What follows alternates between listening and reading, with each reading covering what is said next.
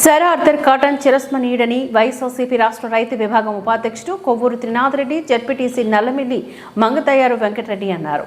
Doctor BR Ambedkar Konaseema జిల్లాలో రాయవరం మండలంలోని Pasalapudi lock వద్ద సర్ ఆర్థర్ కాటన్ 121వ జయంతిని ఘనంగా నిర్వహించారు. ఈ సందర్భంగా వారు మాట్లాడుతూ ధవళేశ్వరంలో ఆనకట్టను నిర్మించి బీడువారిన భూములను సస్యశ్యామలం చేసి పట్టడన్నం పెట్టిన మహానీయుడు సర్ ఆర్థర్ కాటన్ అని నివాళులర్పించారు.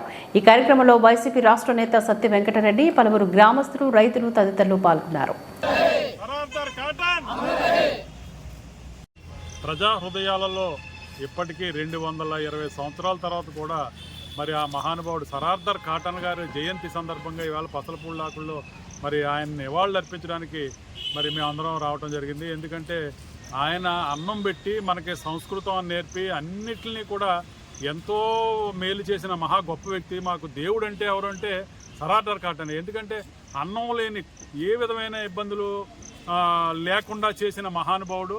మరి ఎక్కడో ఇంగ్లాండ్లో పుట్టిన మహానుభావుడు ఈవేళ ఇక్కడికి వచ్చి మనకి ఎంత ఉపకారం చేశాడో మీ అందరికీ తెలుసు. ఈ కాలువ వ్యవస్థను రూపొందించి బ్యారేజ్ని కట్టించి, అలాగే ప్రకాశం బ్యారేజ్ని కట్టించి, అలాగే తంజావూరులో కరువు వచ్చినప్పుడు మరి